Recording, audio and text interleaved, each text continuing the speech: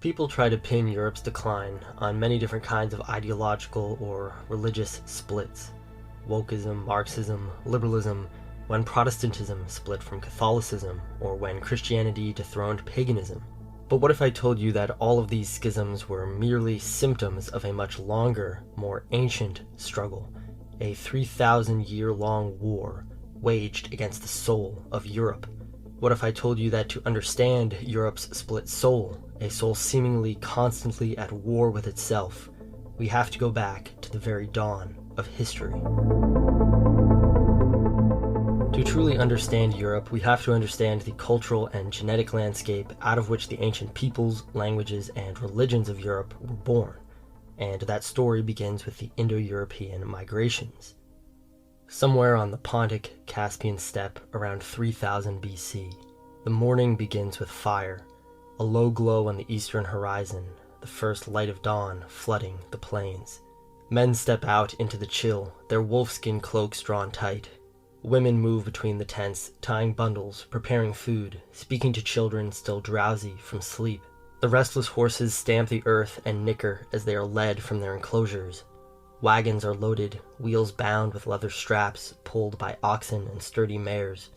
A handsome youth runs a hand along his stallion's neck, one of the first generations of domestic horses, tamed by these wild herdsmen of the steppe. Before they depart, the people gather on the open plain.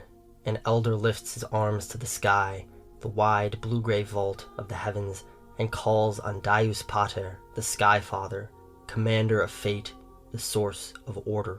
His words rise to the heavens with the smoke of the fire.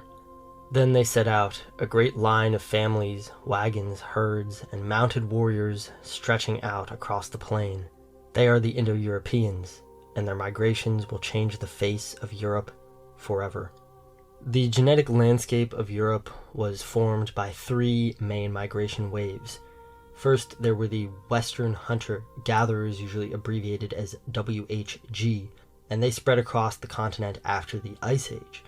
Then, somewhere around 6000 BC, farmers from Anatolia, referred to as the Early European Farmers, or EEF, brought large-scale agriculture into Europe. They largely replaced, but also mixed with, the hunter-gatherers who were already occupying Europe. The third and most transformative wave was the Western steppe herders, the Indo-Europeans. These groups practiced kurgan burials in these big barrows, which we can still see today, and they used wheeled vehicles and carried the haplogroups R1b and R1a. The Indo-Europeans themselves emerged from the Ukrainian Sredny Stog culture of around 4500 to 3500 BC, and they were a blend of Eastern hunter-gatherers and populations from the Caucasus and the Near East. In the late Neolithic and the early Bronze Age, somewhere between 3300 and 2600 BC, the first major Indo-European expansions took place. The first expansion was led by a group of people, a culture we call the Yamnaya, named after their burial practices. As Yamnaya groups migrated westward into the Danube Basin and Central Europe, they encountered the Neolithic farming communities of Old Europe, and they mixed with them and introduced this new genetic lineage, this new way of life, and a new culture. This first encounter between the Indo-Europeans and the farming populations of Europe likely would have been violent, and it may be that the farming populations were already in crisis due to a plague, which the Indo-Europeans may have been immune to. By between 2900 and 2300 BC, the corded ware culture arose across Central and Northern Europe, carrying about 75% steppe ancestry, and their migrations laid the foundations of later northern populations. Between 2500 and 2800 BC, major mixing had already taken place, a new culture was forming, and this is when the Bell beaker culture arose. Early Iberian beakers had mostly farmer ancestry, but beaker groups in Central and Northwestern Europe were heavily steppe-derived. In Britain, their arrival replaced up to 90% of the local gene pool. Just think about that. And in France, Spain, and Italy, they mixed with the local farmers. So the impact of the Indo-Europeans was transformative, both in terms of genetics and especially in terms of culture. By the early Bronze Age, populations throughout Europe, all across Europe, had become a genetic blend of these three main ancestral sources: the hunter-gatherers, who had already mixed previously with the early European farmers, and these new arrivals, the steppe pastoralists. Before the arrival of the Indo-Europeans, Europe was not unrecognizable by any means. In the north, the farming populations already had the blonde hair and blue eyes, which are still dominant there today, and the farmers were not meek or matriarchal, as is often rumored. They left clear signs of organized war, weaponry, fortifications. They were not a meek people, and they probably had a complex religious life. In the north, solar iconography and sun crosses were common during the Nordic Bronze Age, and they seem to have predated the arrival of the Indo-Europeans. Yet I always begin my explorations of Europe with the Indo-Europeans, because with them we see the seeds of the peoples and values which would shape Europe for centuries to come, as wave upon wave of warriors and explorers would thunder across the continent and even the globe in pursuit of the eternal glory of the Daylight Father. Even though today no European people has a majority steppe ancestry, the Indo-Europeans were the final ingredient which would create the uniquely daring and warlike European spirit. Without their addition, Europe would be unrecognizable, both culturally and genetically. Somewhere along the upper Danube, 2300 BC, a young girl wakes before the sun, as she often does, when the village is still half asleep and the air smells of damp earth. She slips out of the hut quietly so as to not wake her brothers. Outside, the fields stretch away into the misty dawn. She can hear the cattle shifting in their pens, the faint bleating of goats, the cluck of restless hens. She sees a group of men approaching. Their horses are large and powerful, bronze bits flashing in their mouths. The men wear heavy woolen cloaks dyed in colors that shimmer red and purple when the sun catches them. Some wear twisted torques around their necks, thick bands of bronze or silver coiled tight against the skin. Their swords hang at their sides, hilts decorated with bone and amber. The girl remembers her grandmother's stories of the days before the horse warriors came, when people lived in smaller huts and cut their fields with stone blades. She tries to imagine it, but it feels like a ghost story to her. In her world, men wear bronze on their arms and horses stand tethered by every house. She does not remember the time before. This world of bronze and horses is the only world she knows. Imagine just how strange and shocking it would be to live during this time. Your world completely transformed by these strange nomadic steppe warriors in just a few generations. New gods, new technologies, a new language, in some places near total erasure of all male bloodlines, and a massive cultural transformation. We don't know much about the religions and cultures of the farmers of ancient Europe, other than the little which archaeology can tell us, and we know much less about the hunter-gatherers. But despite the Indo-European genetic imprint being less than 50% across the entire continent, and in some places even as low as 10%, their languages, values, religions, and customs profoundly shaped Europe. During the Bronze Age, the unique peoples and cultures of Europe, which we still recognize today, began to form. In Scandinavia, the corded ware cultures evolved into the culture of the Nordic Bronze Age, and in Central and Western Europe, the Hallstatt culture formed, ancestral to Iron Age Celts, and they even reached Italy. By 500 BC, Europe's major populations, Germanic, Celtic, Italic, Greek, and Proto-Slavic, had all crystallized from these Bronze Age societies, these Bronze Age steppe-influenced societies, and Europe had been completely reshaped. Again, even in places where there wasn't that significant of a genetic impact from the Indo-Europeans, there was a major cultural transformation, and a linguistic one too. Both the Mycenaeans of Homer's Iliad and Odyssey and the Minoans of Crete, who were dominant before the rise of the Mycenaeans, drew a majority of their ancestry from Neolithic farmers. But the Mycenaeans, who dethroned Minoan civilization, also received roughly 10 to 20%, some even estimate more like 5 to 15% steppe ancestry from the Indo-Europeans.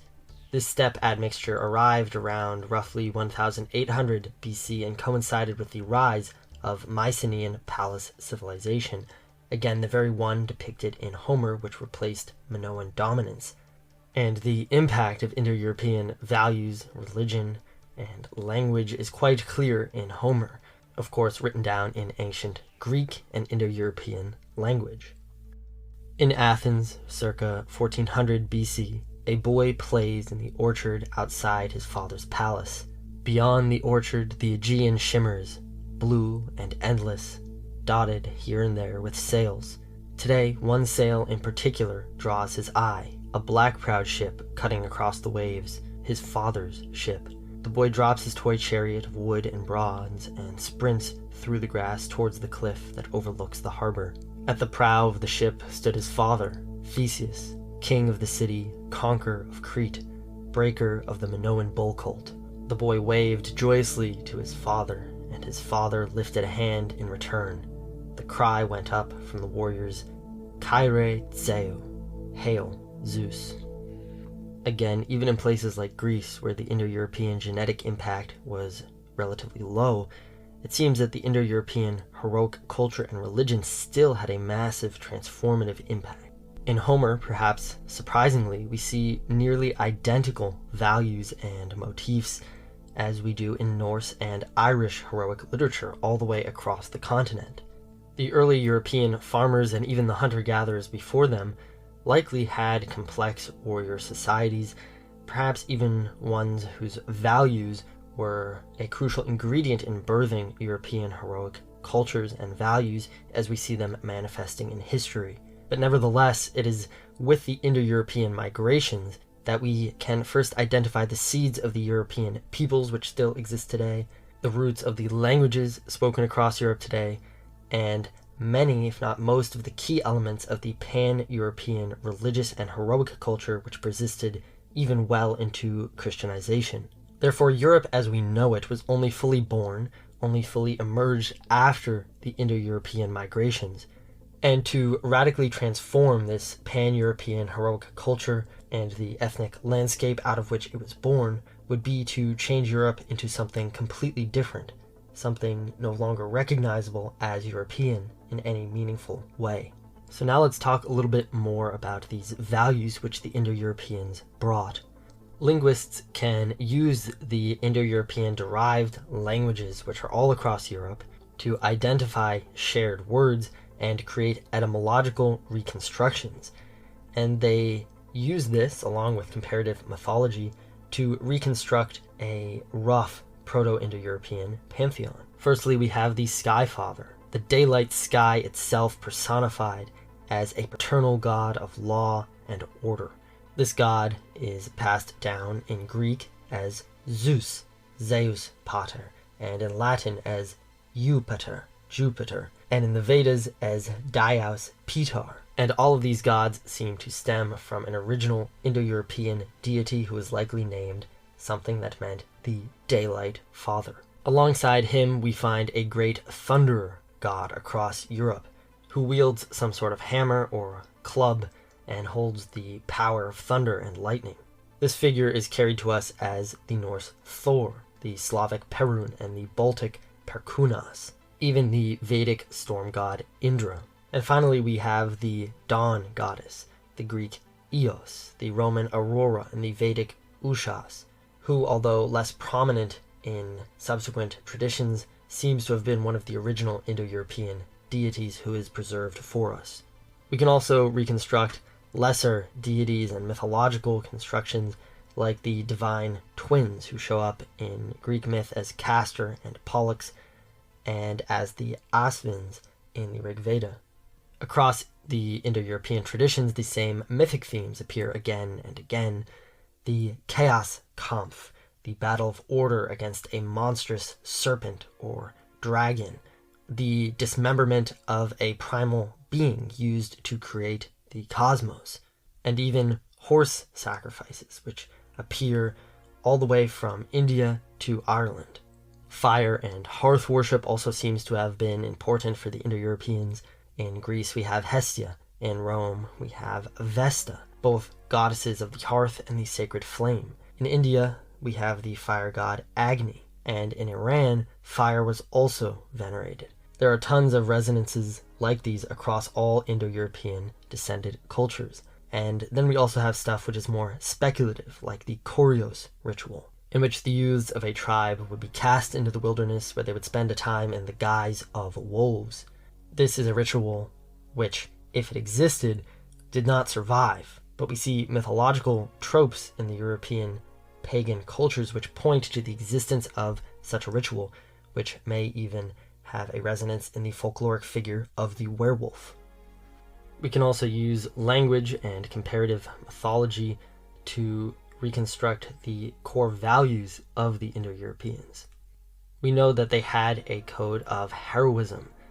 In Homeric Greece, the highest aim of the warrior was kleos aphiton, undying glory, because only fame could outlast death. And we see the same thing in Celtic and Germanic traditions.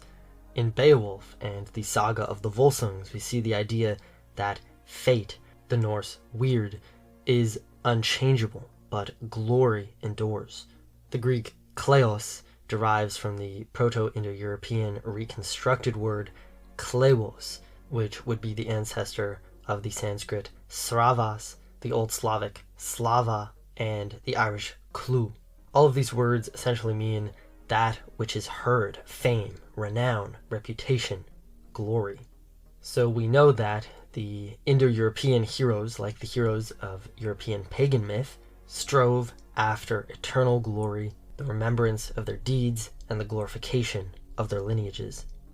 We also have similar ideas of and words for cosmic order in the Indo-European traditions. The Indo-Europeans likely believed in a cosmos which was governed by an inherent order, maintained by kings or priests and heroes who acted in alignment with it, beating back the forces of chaos. And though we can't exactly reconstruct what the Indo-Europeans believed or what their exact words for different things were, I would emphasize that these are not distant or long forgotten values. These reconstructed values and gods are the ancestors of the value systems and gods which shaped the European spirit, which have profoundly shaped every European civilization in history.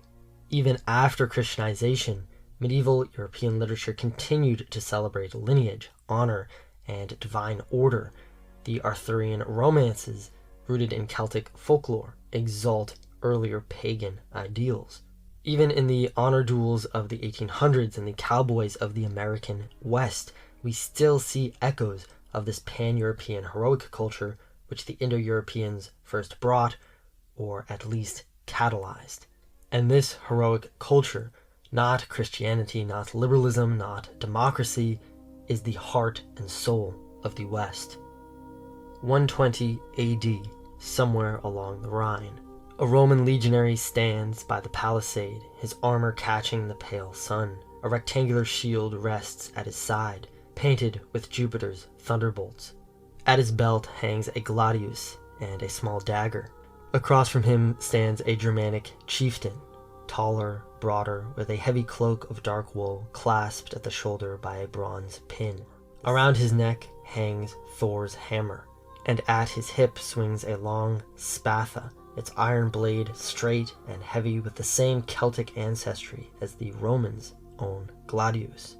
The Roman spots the hammer amulet around the German's neck and pulls from under his own tunic a bronze amulet in the shape of Hercules' club.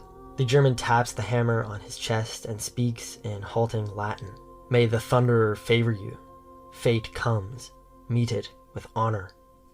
When I began to study the ancient pagan cultures of Europe, it quickly became clear to me that Europe shared a pan-continental religious and heroic culture, one which was so distinct that its different branches might be considered merely branches of one unified religion, like the Christian denominations. This is why I opt to refer to European paganism as a collective culture, and view its individual iterations, like Greek Hellenism, Roman paganism, Norse paganism, as merely branches of this broader tree. Again, it's hard to say to what degree the culture of the European farmers was a crucial ingredient in creating this pan-European cultural and religious milieu, but we can get a sense of it by looking at the other branches of the Indo-European family tree. As the Indo-Europeans expanded outward from the steppe, they carried Indo-European languages and traditions south and east, as well as into Europe. And we call the branch that moved into the Near East the Indo-Iranians.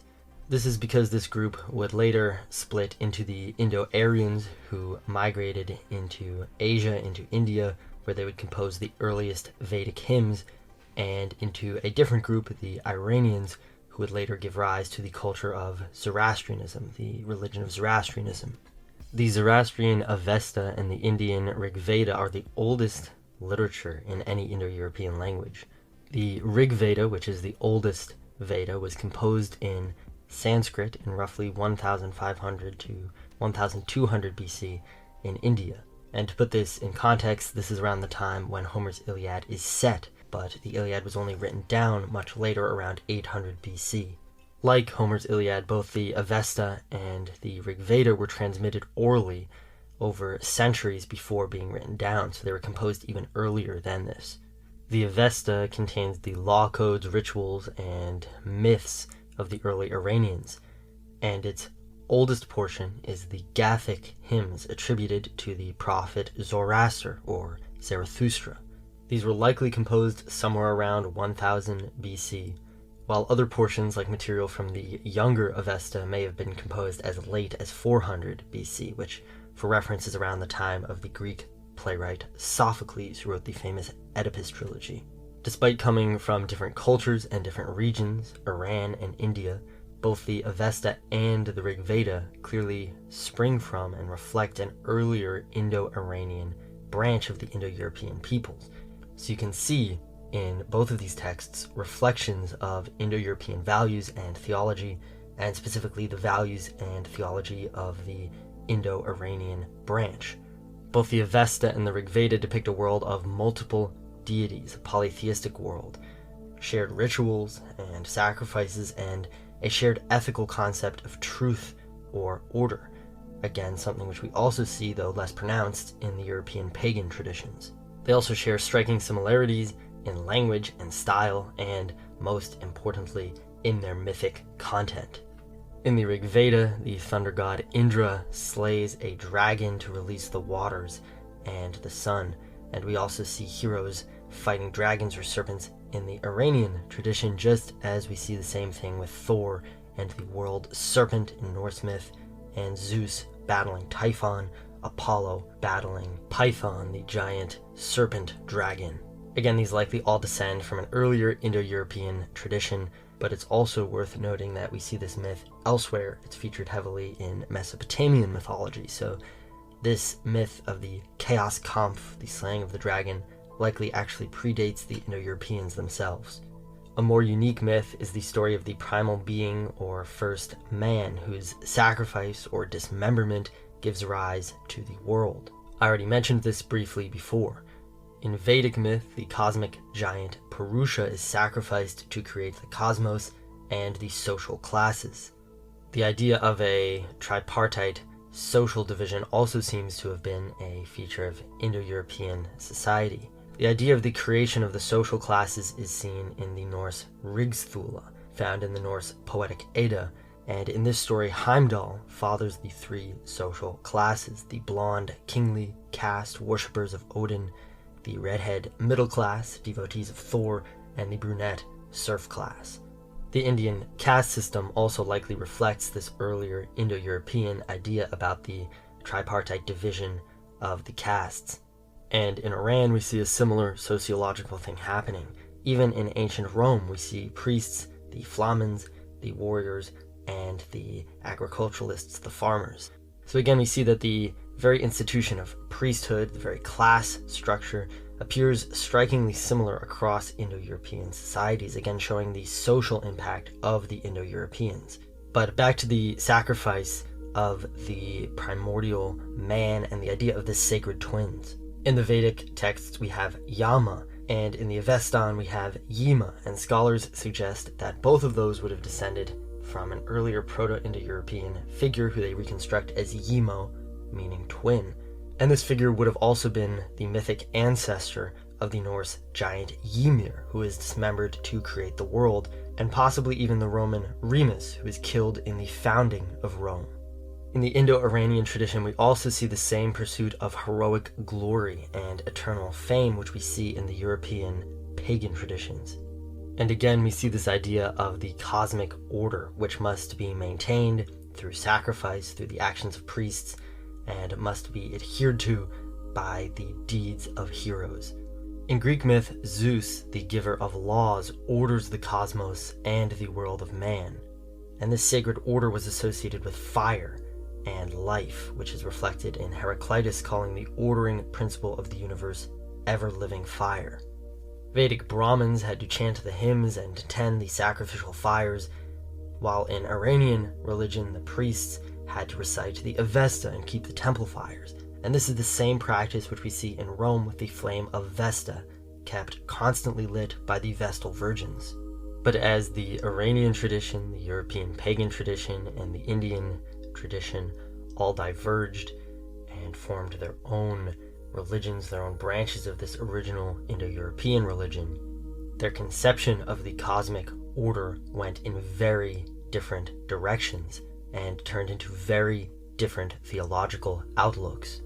By around between 700 and 500 BC in India, the idea of karma and samsara and reincarnation had become central. The goal of life became to escape samsara, escape the endless cycles of reincarnation, rather than to achieve immortality in this world through glory and lineage. You can think of this later development of Hinduism as Plato was to the earlier Homeric tradition, building on some old ideas, like reincarnation in this case, but drastically departing from others and introducing new ones. While Hinduism still contains many similarities to European pagan religions, it diverged enough from the original Indo-European theological outlook that it is its own religion now with its own theology. But it is the Iranian tradition which diverged most drastically from the original Indo-European theological outlook. In his Gathas, Zoroaster proclaimed Ahura Mazda as the one supreme god and condemned many of the old gods as unworthy, calling them devas. The term deva among the Indo-Iranians had simply meant god, but it now took on a negative meaning in Iran, something more akin to demons. Zarathustra used devas to refer to false gods, those who chose the lie, druj, over the truth, asha. And this is a profound reversal of both language and theological outlook. In India, the devas remained the shining gods, Indra, Agni, Varuna, and so on, who were benevolent, like the gods of the European pagan religions.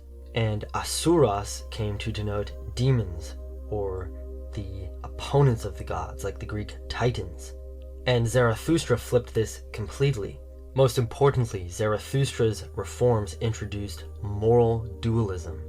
Zoroaster viewed the world as a cosmic battle between Ahura Mazda, the Lord of Light, aided by his beneficent gods, something akin to angels, against the Lord of Darkness, aided by his legion of devas. Does this sound familiar?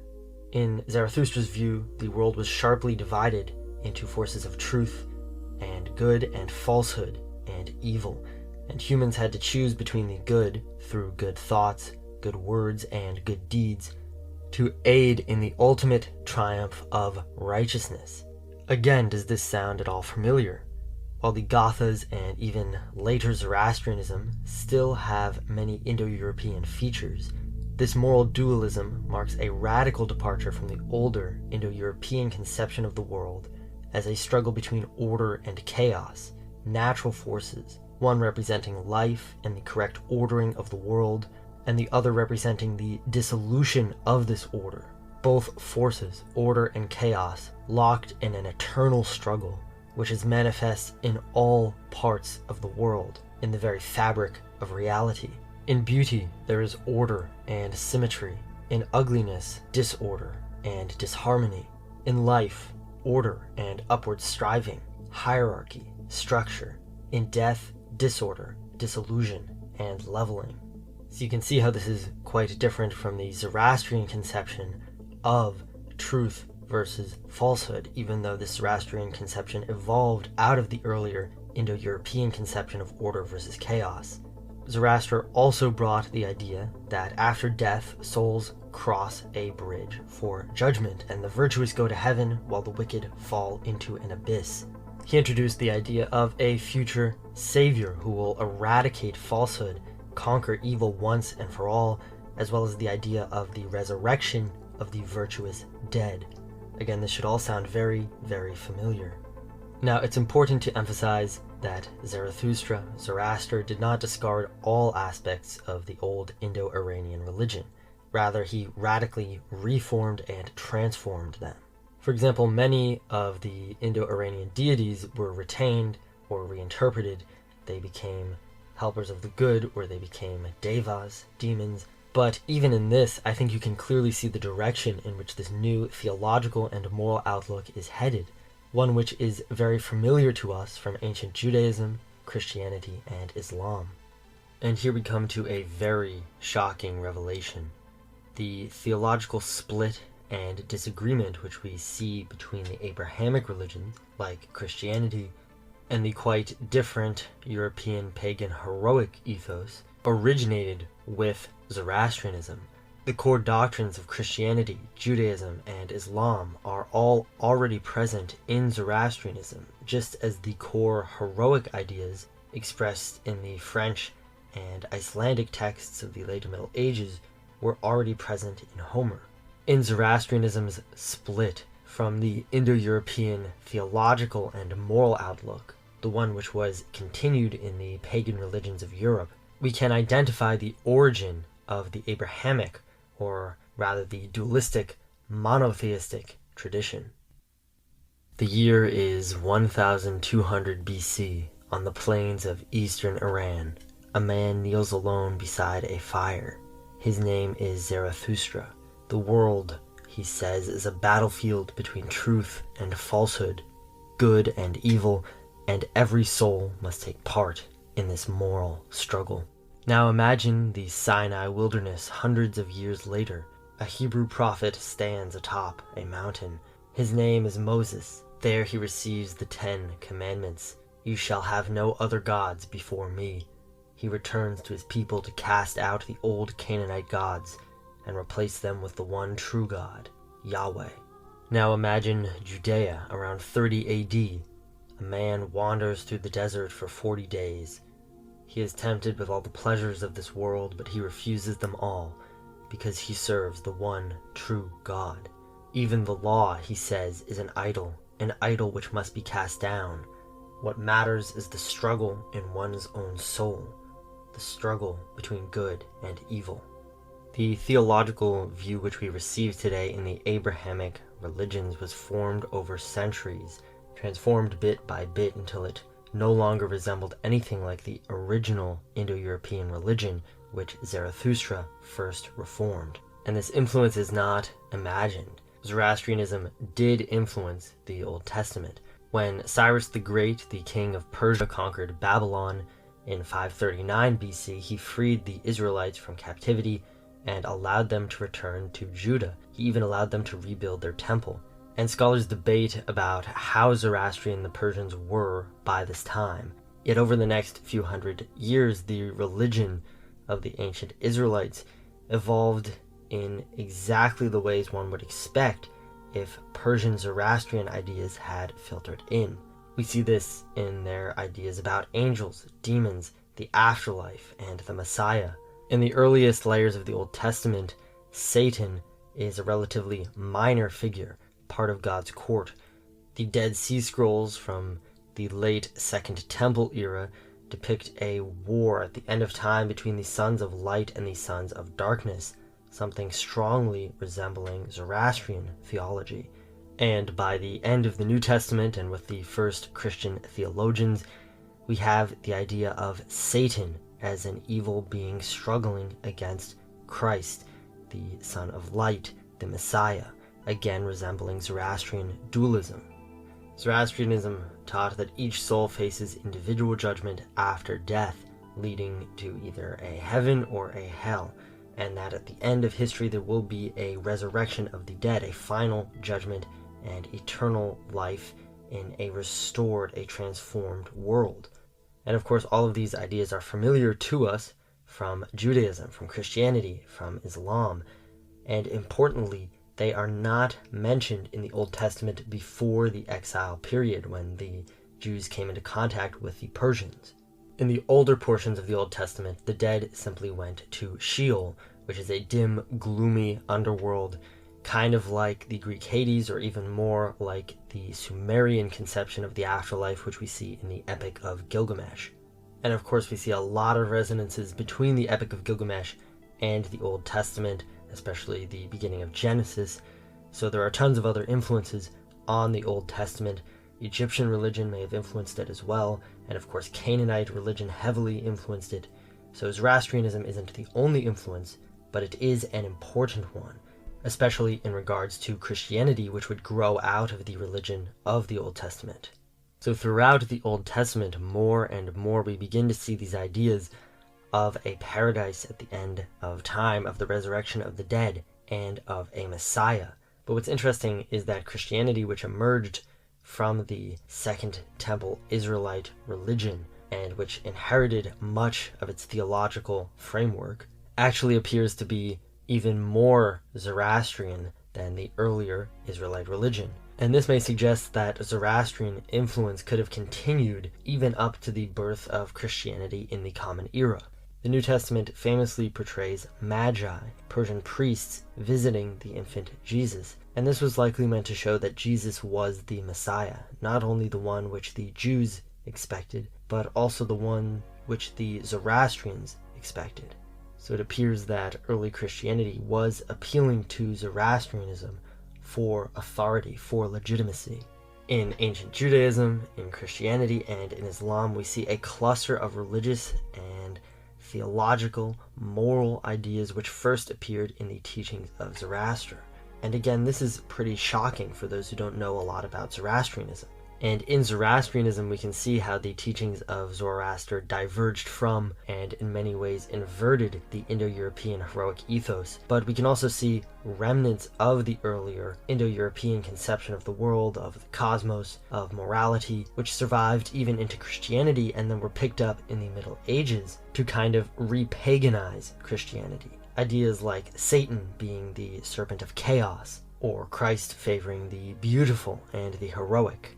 So when people try to point out resonances between Christianity and the European pagan religion, there are resonances there, and in fact, it may be that they spring from the same Indo-European source. The only difference is that these remnants of the original Indo-European religion and theology and morality, which survive in Christianity, exist now within a completely different moral and theological framework as the pagan ones. For those of us who live in the West, the Abrahamic tradition, which began with Zarathustra, is not the traditional religion or moral outlook of our ancestors. It is not the line of thinking which built their civilizations. And to understand this fully, we have to return again to European paganism. People will often say that European paganism went extinct since we have few surviving quote-unquote religious texts. The Greek Homeric hymns, the Norse poetic Edda, and the Irish Book of Invasions only tell us about their mythology and just give us glimpses into their theology. So we can never really know what they thought, what they believed, how they viewed the world, but this couldn't be farther from the truth. The Bible is a narrative, after all. The theology of the Bible is woven into the narrative. Yes, there are some explicit moral teachings from Jesus and in Paul's letters which get into theology, but for the most part, it is a narrative from Eden to Jesus. Most of today's Christian theology was added later or interpreted, abstracted later by theologians.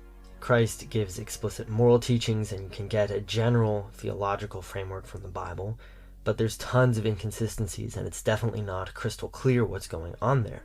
That's why Christianity has evolved into so many different conflicting traditions. And when it comes to narrative texts, which again the Bible is, Europe has a wealth of them.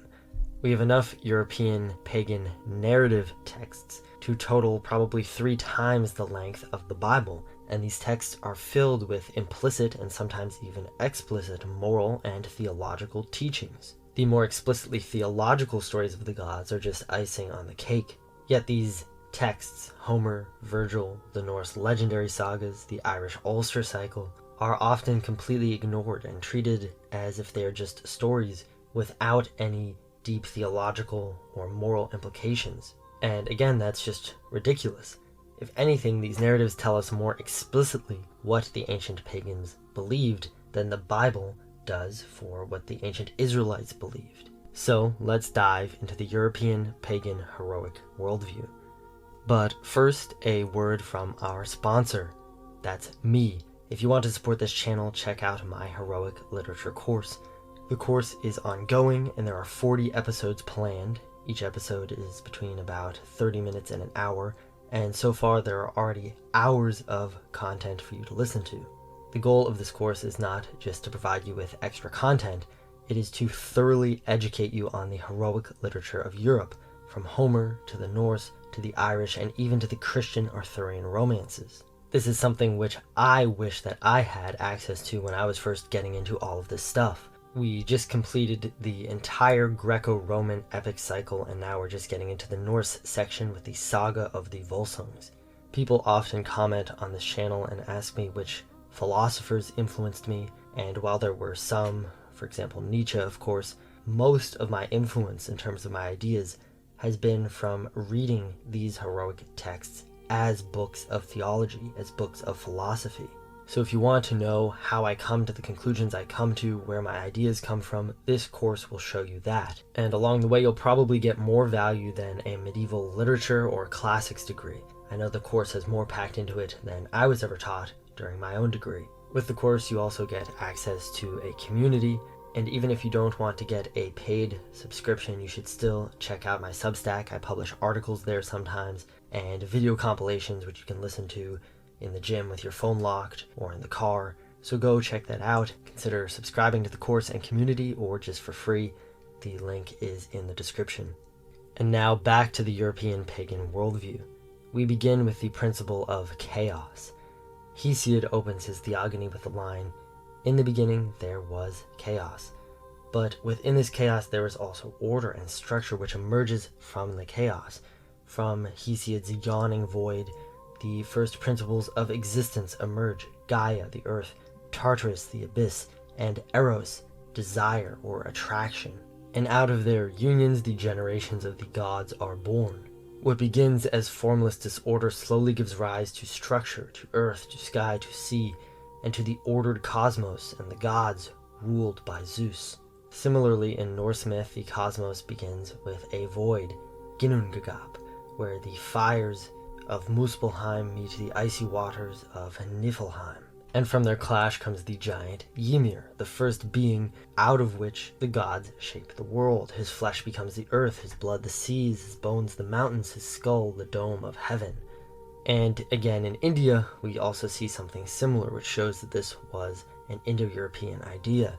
In the European pagan view, the world is governed by hidden laws, laws of physics, laws of biology, a hidden sacred order. Matter forms structures which resist entropy, which resist decay, which resist chaos, and the ultimate manifestation of this ordering principle in the world is life. Why is this? Because life actively resists chaos, entropy, and death. Nothing else does this. Life, uniquely among all things, grows. It actively grows. Life could even be defined as that which seeks out growth, and all that growth entails. While entropy, while chaos is pulling at every ordered structure in the cosmos, eroding mountains, breaking apart rocks and atoms, life actively resists this entropy and even reverses it. Think about how you were created. You began as nothing, just the hidden order, the information in your parents' genes. And out of these little genes, these little pockets of ordered, structured information, you were generated, seemingly out of nothing. We begin as tiny embryos, and then we grow until we reach our prime. And then miraculously, our body maintains and regenerates its structures. It heals itself. Think about how incredible that is. A rock cannot do this. Rocks are generated through the random collision and combination of elements, and once they are formed, they immediately begin to erode, to break down. Now, of course, even in the case of life, entropy eventually wins. Your body won't be able to keep up forever, and your genes, which provide the ordering information to your body, begin to break down. Then you are dissolved. The very structure of your body breaks down, and you are absorbed back into the earth, back into chaos. But the story doesn't end there. The great miracle of life is that it regenerates its order every generation, and thus conquers death and entropy. When you reproduce, you pass on your genes, the patterns for your physical structure, to your kids, and the cycle starts again.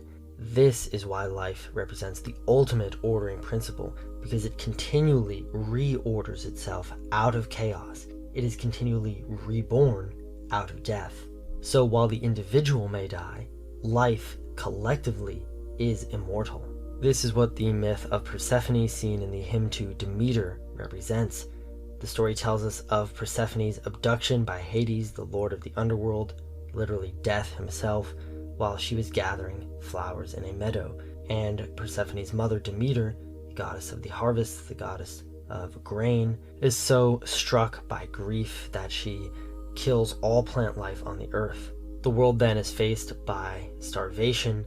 All of life will perish because life can no longer eat to sustain itself, and so Zeus negotiates the return of Persephone. However, because she had eaten the pomegranate seeds in the underworld, she is bound to spend part of each year with Hades, with her new husband, in the underworld, and during that time, the plants on the earth will die. So you can see that the story is very much bound up with the cycles of fertility, the cycles of life and death. Persephone cannot return to her mother because she has been married to death, and she had his pomegranate seeds put into her. And with this marriage, the springtime of her youth disappears, giving way to her fruit-bearing reproductive years. Persephone's journey mirrors the cycles of life and death and fertility which all life must go through. Persephone dies as she, the grain, plant life, is buried in the earth, and when she returns, life bursts forth anew out of the earth. We get a similar picture from the myth of Dionysus, who was torn apart by the Titans and then reborn from Zeus's thigh. Again, the story has many layers to it. Dionysus, who is the god of wine, was born from the union between Zeus and Persephone, the goddesses of sky and earth, and then he was torn apart, which symbolizes the harvesting and wine-making process, just as grapes must be crushed and fermented to become wine. So Dionysus' death represents the transformation of destruction into creation, the birth of order and new life out of chaos, that same one which occurs every spring and every generation. The torn apart and reborn Dionysus and the seasonally dying and rising Persephone teach the same story. Individual organisms may perish, but life itself, through its capacity to regenerate from death, through its capacity for reproduction, achieves a form of immortality that transcends any individual. So you can see why, in the pagan worldview, ancestry is of primary importance. You are the guarantee of your ancestors' immortality, their living flesh and blood, and your children will continue that ancestral chain. And your descendants grant you immortality through memory, through recounting your great deeds in poetry and song. They glorify you, and your deeds bring them glory in return. Homer's poems immortalize Achilles and Odysseus forever. And we see this logic in the Iliad and the Odyssey. When at sea, Odysseus is offered immortality by Calypso, but if he takes this offer, he will never return home. He will stay on the island of Ogygia with Calypso. No one will hear about his adventures. To the world of men, he will die unsung, unburied, even though he will live as a god in isolation. And much worse than this, his son, Telemachus, will be killed by the suitors who are occupying his house and courting his wife. If he accepts personal immortality, his ancestral lineage will be blotted out. So while he would gain essentially godhood and personal immortality, he would lose his immortality in the key ways which matter to the pagan. He would lose his fame and his lineage. Odysseus rejects Calypso's offer and returns home, killing the suitors, reuniting with his father and son, restoring ancestral continuity and recounting the whole tale of his adventures to his wife, a tale that will reach even us. The goal of men on Earth, then, is not only to maintain their lineage, protect their kin, and strengthen their clan, but also to strive for great deeds of excellence which will be sung by their descendants for all eternity. The idea of glory is also closely tied to biological and natural ideas. Heroes are described as shining, as radiant, and glory is equated with light. On Earth, all life strives directionally upwards, towards light, towards the sun, which nourishes. So the Sky Father, Zeus, Jupiter, and more generally the sky, light, the sun, represent order because they are that towards which life, which is the ultimate manifestation of the ordering principle of the universe, strives. The earth, on the other hand, represents the house of death. It is into the earth, where the kingdom of the dead presides, that living things return when they die. And it is beneath the earth that the sun disappears each night, bringing darkness. And yet life is continually reborn out of the earth, out of the house of death. Every generation, every season, life regenerates its structures again and again, seemingly out of nothingness, and strives towards harmony, towards beauty, towards the divine which rests in the sky. And always its enemy is dissolution, death, disorder, disharmony, and decay. The world is a struggle between order and chaos, between life which strives ever upwards, and death which levels all things. So I think we can see how this differs significantly from the Zoroastrian and later Abrahamic conceptions of good and of the world.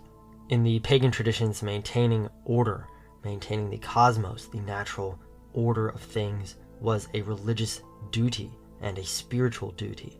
In the European pagan view, human laws and customs do not stem from nature, even though they seek to order nature.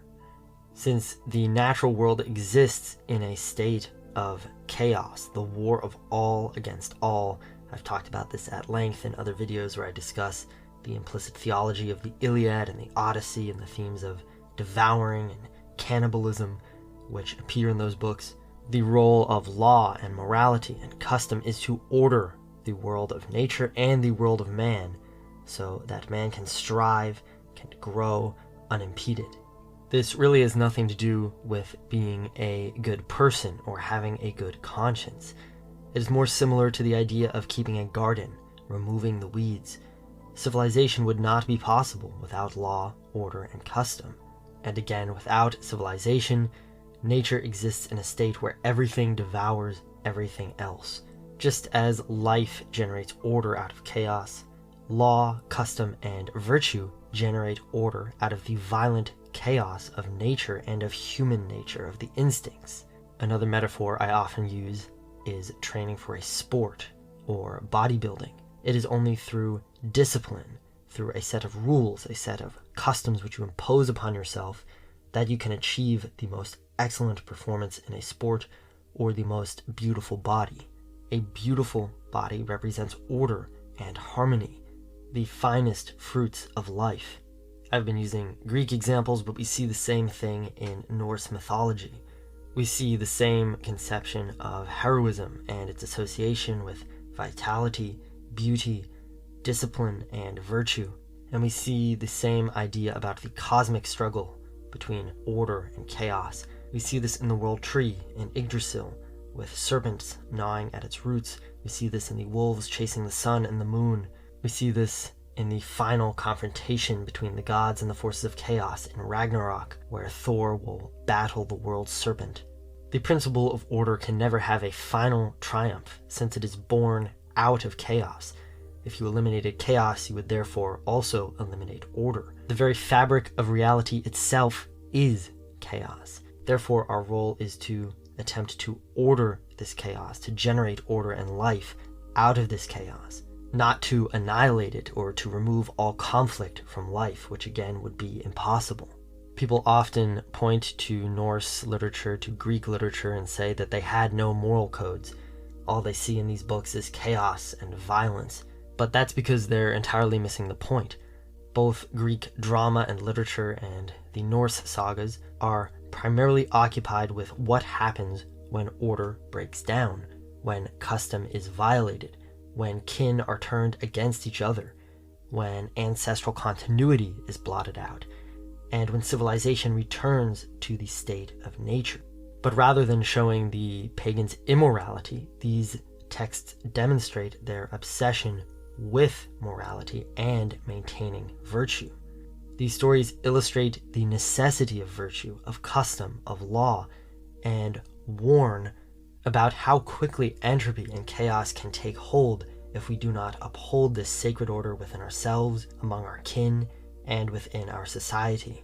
Yes, on the one hand, many heroes are to be emulated, but they are to be emulated because of their noble behavior in the face of tragedy and death. And most heroes are in some way fatally flawed or doomed. They show us that one misstep, one misdeed, one violation of custom can lead to generations of bloodshed and disaster. The Greek curse of the House of Atreus, which features prominently in the Iliad and in Greek drama, exemplifies this. Tantalus committed the ultimate violation of custom by killing and serving his son Pelops to the gods, again reverting to the natural cannibalistic state of the world, and therefore his descendants were cursed, each generation inheriting and compounding the crimes of their bloodline. And this curse culminates in Agamemnon's sacrifice of his daughter in the events leading up to the Iliad, and then his murder at the hands of his wife following the Iliad.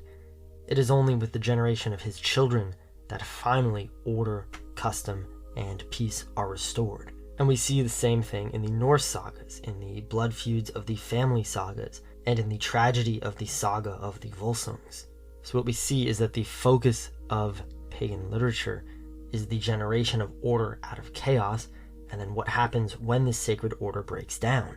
What we can take away from all of this is a worldview based in the principles of nature and biology, seeing that the world is chaos, a devouring beast, and taking the side of life and order, instating sacred laws and customs, virtues which maintain this order, both within the individual and in the tribe across generations, so that life can continually overcome death, generation upon generation. Yet again, it does not seek to completely remove all struggle and suffering from life. It recognizes that chaos and all the suffering it entails is necessary to create order, to create life, to create flourishing, to create striving.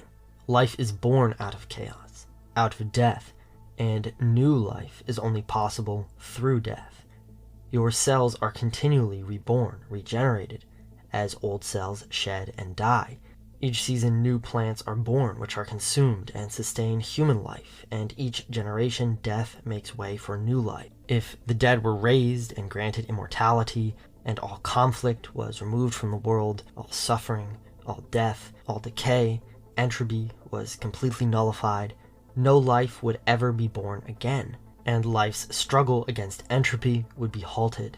Reality is created through the tension of various forces, through various forces clashing together. Life only came to exist through its struggle, its war with entropy. It only evolves, it only reaches higher heights through this struggle, through this war. If you took out all struggle and tension in the world, everything would just be immediately liquidated. Even basic structures would not be able to hold without tension, and all creative processes which require entropy and dissolution in order to make way for creation would be halted. Life cannot grow if it does not consume. A baby, a child, the most precious thing in the world, could not exist if it did not consume food. And reproduction itself is a solution to entropy. Take away entropy and death, and you make life itself impossible. The pagans understood that any promise of escaping mortality or escaping this world, an eternal heaven without death, a world without strife, was impossible, and not even desirable. True immortality comes through lineage and through fame, as it is written in the Havamal, cattle die, kinsmen die, you too must die.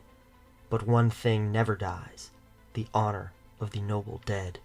This is tragic heroism. This is the heroic ideal, and it stands as the heart of Europe. When we turn to ideas of salvation in another world, when we discard the idea that fame, glory, and ancestry matter, when we turn on our heroes, condemning them as lustful and arrogant, we take an axe to the very soul of Europe, the heroic ideal. And for the last 3,000 years, since Zarathustra first declared the old gods as demons, there has been a war on Europe's heroic soul, fought in every country and in the heart of every European. This is why Nietzsche chose Zarathustra as his prophet. As Zarathustra declared the new god, the god of the other world, dead, he heralded the rebirth of the old god, the heroic ideal, Nietzsche's Übermensch. And while Nietzsche's philosophy is not perfect, he correctly identified the two worldviews at war in Europe's soul, calling them the Roman, that is the European pagan, life-affirming conception of the world, and the Judean, that is Christian, world-denying conception of reality. And he correctly identified Zarathustra as the origin of the latter perspective.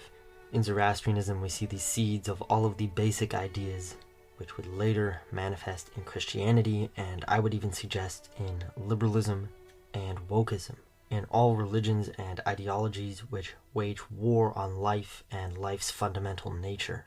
And that is not necessarily to say that this is a genealogical relationship with one ideology and religion leading directly to the next, although there clearly has been a chain of influence here. But more than that, there are ultimately two dispositions, attitudes which one can take towards life, which manifest in all religions, all philosophies, and all ideologies. One attitude is to affirm life in its intergenerational struggle against entropy, a struggle that both requires and seeks to continually overcome death. And the other attitude rejects the nature of life and seeks a state of moral perfection, the nullification of suffering, and the devouring chaotic element of the world, whether that's in heaven or in a utopian liberal society. And I would suggest that it is absolutely vital that we follow the former. And I would also suggest this: just as one cannot choose their gender, they cannot choose their religion. If we accept the idea that we should work with nature rather than against it, we also accept the idea that we cannot choose our own nature, and we must work with it rather than seeking to nullify it. And the nature of the European, that spirit from which our cultures, our languages, and our peoples were born, is pagan. Our ancestors may have become Christian, but as we will see in the coming episodes, Europe never truly lost its pagan soul, and has again and again sought to transform Christianity into a pagan warrior religion. And even now, when it seems darkest, and every Western religion or ideology is rationalist and utopian, still our gods speak to us. They are in our blood, and they show us the path to order, virtue, and victory, the path which, for generations, our ancestors walked.